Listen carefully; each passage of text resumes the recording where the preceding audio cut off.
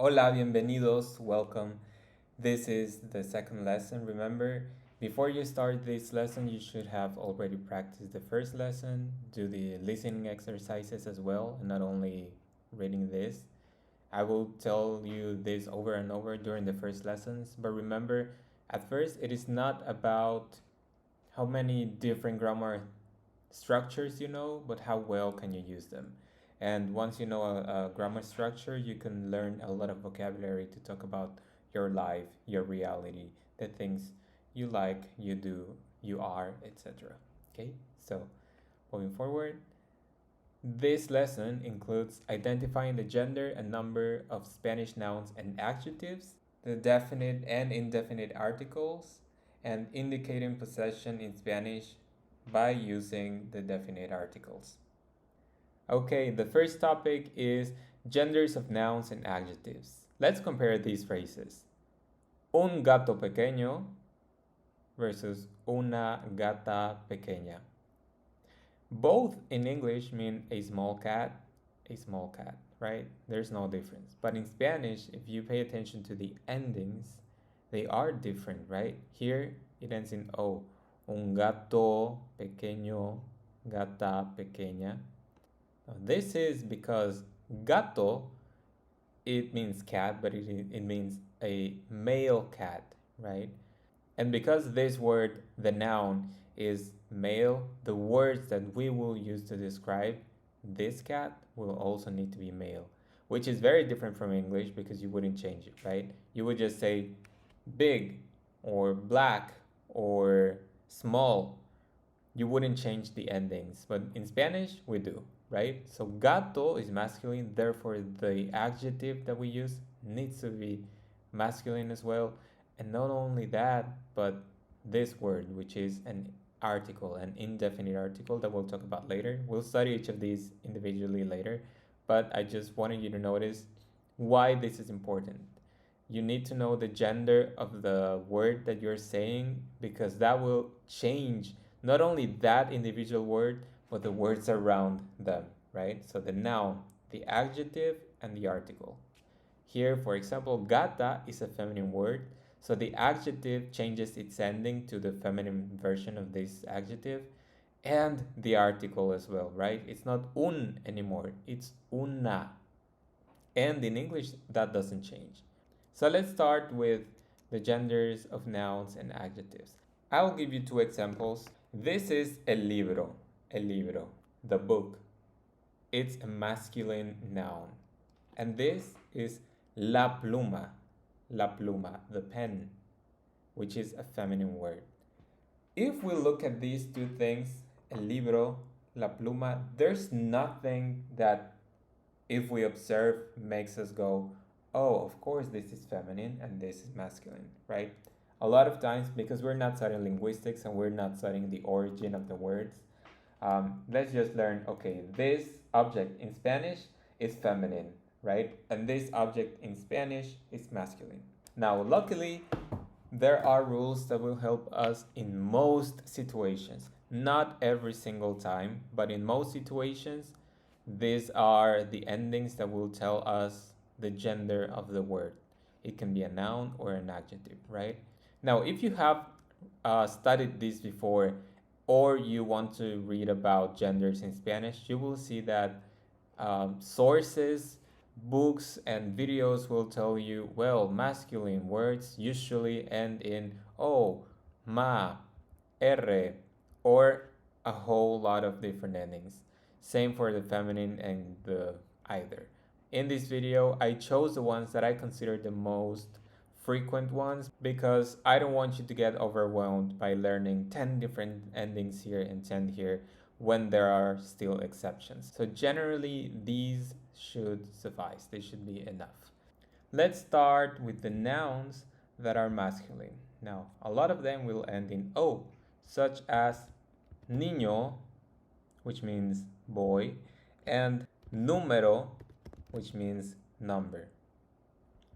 A lot of masculine nouns will also end in MA, such as programa or idioma, which mean program and language. And a lot of masculine words will end in R. For example, calor and profesor. Calor means heat, as in it's hot, the heat, right? And profesor means professor. Okay, now feminine nouns will often end in A. For example, niña, which means girl. Casa, which means house.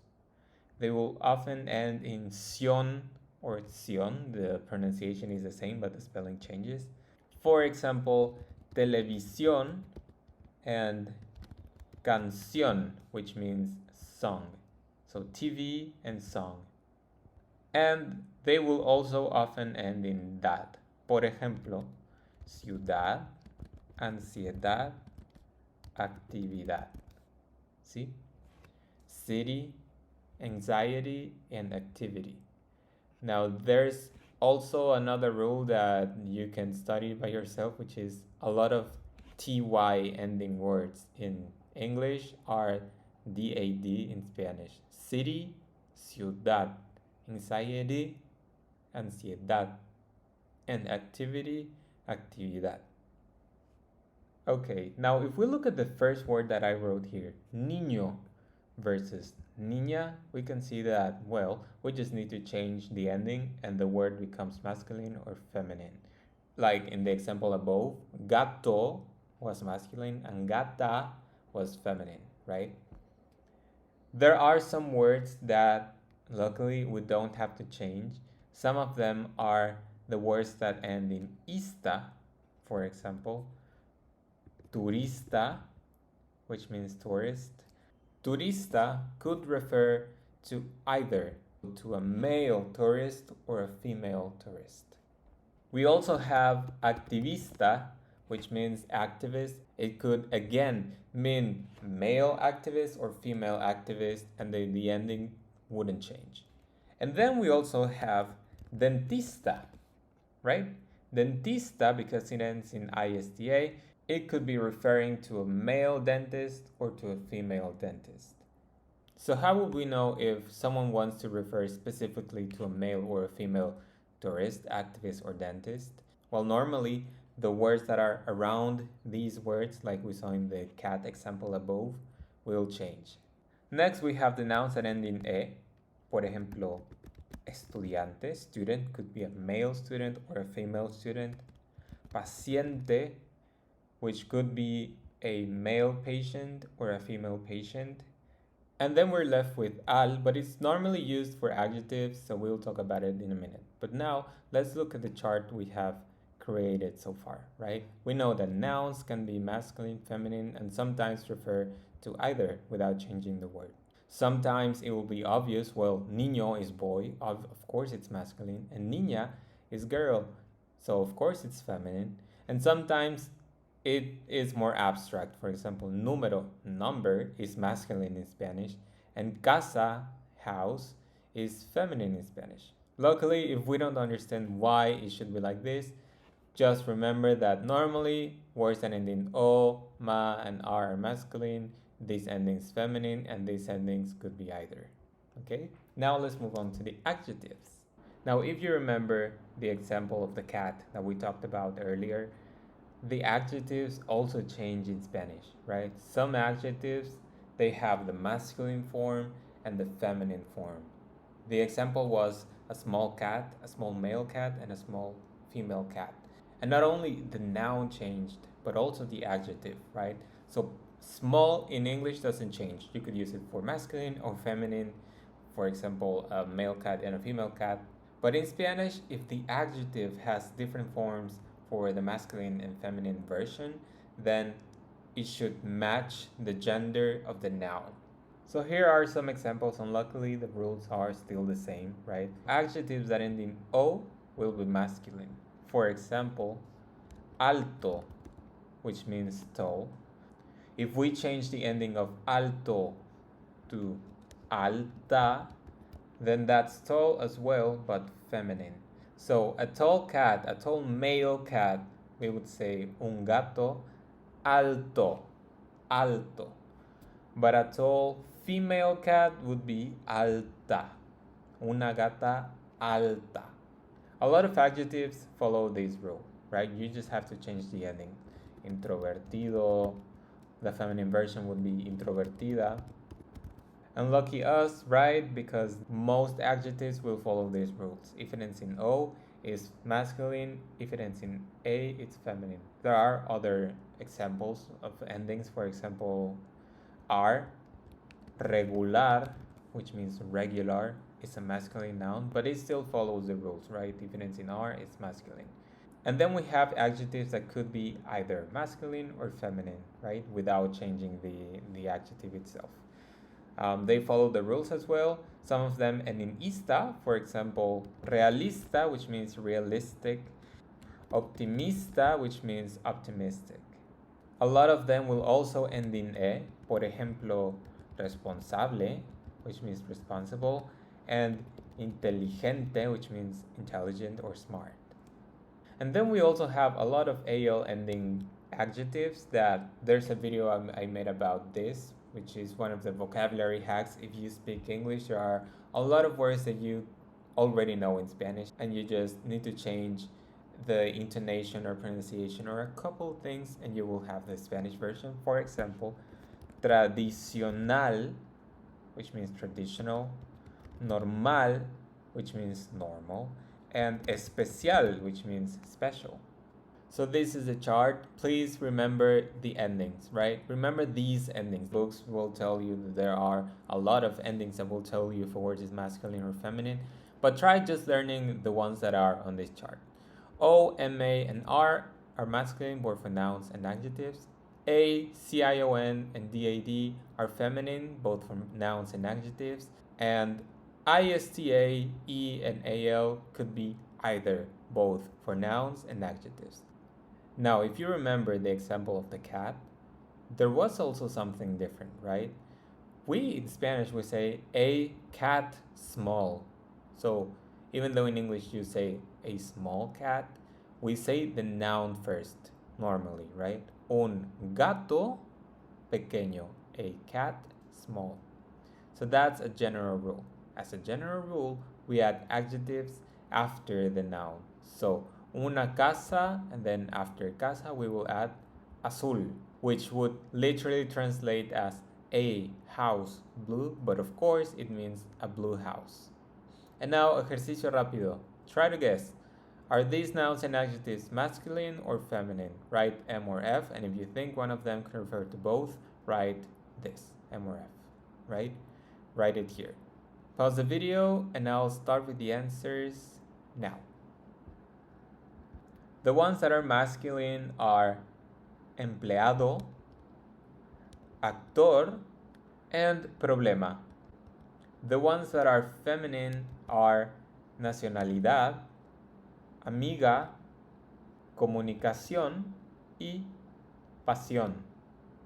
And the ones that could be both are agente, artista, and casual. Muy bien, now moving on to the next topic, how to make a word plural. Luckily, this is very easy in Spanish, right? If the word ends in a vowel, I, E, or U, just add an S. Por ejemplo, amigo ends in O, that's friend, a male friend. So making it plural, my friends, you just need to add an S, amigos. Table in Spanish is mesa, and tables is mesas. Teléfono, one phone. Teléfonos, more than one phone. And then estudiante, estudiantes. Now, if it ends in a consonant, we add es. For example, autobús means bus. Autobuses means buses. Televisión means television, one TV. Televisiones means two or more TVs, right? Televisiones. Same with automóvil, automóviles, lápiz, and lápices. And here's a rule that we can talk about. If the word ends in Z, like lápiz, then when you add the ES, you should change the Z to a C. So lápiz would change to lápices. This as you might have noticed, only changes the spelling, the writing, but both of them sound the same. In Latin America, both of these words are pronounced like an S. So lápiz and lápices. There are some words that are exceptions like virus and crisis because the word wouldn't change if we were referring to one virus or to more than one. The same for crisis. See? Luckily, there aren't many words like this. Don't worry about this. Now, ejercicio rápido. Write the plural form of these nouns and adjectives. Pause the video and I'll give you the answers now. Okay, video would be videos. Persona would be personas. Lugar would be lugares. Cosa would be cosas. And mueble would be muebles. Fácil would be fáciles. Rápido would be rápidos. Bonita would be bonitas. Feliz would be felices. If you remember the rule where if the word ends in Z, when we add the ES, it changes to C. Muy bien. And interesante would be interesantes. Now, the words that I chose here are really frequent and I suggest you learn them. For example, video, video, persona, person, lugar, place, cosa, thing, mueble, furniture, a piece of furniture like a table, chair, desk, furniture, mueble, fácil, easy, rápido, fast, bonita, pretty, feliz, happy, and interesante, interesting, right? Words like lugar, cosa, and mueble are really useful to know because if you don't know the individual name of, oh, how do I say table or desk or this specific kind of chair, you can just say mueble, right? If you don't know the name of this or this or this, they are all cosas, things. And if you don't know the name of a specific place, then, well, lugar is a good word to know, right? Remember that you should be doing something to learn vocabulary because these lessons do not include enough vocabulary for you to talk about your life or the things that you want to talk about. Muy bien, now we will talk about this. In Spanish, we use the masculine plural form to refer to a group that includes both males and females. Now let's look at some examples so we can understand what this means. Boy, we know that it's niño, right? Niño, boy. If we want to say, well, a group of boys, then we would say niños. See? Same for niña, which means girl, and girls, we would say niñas.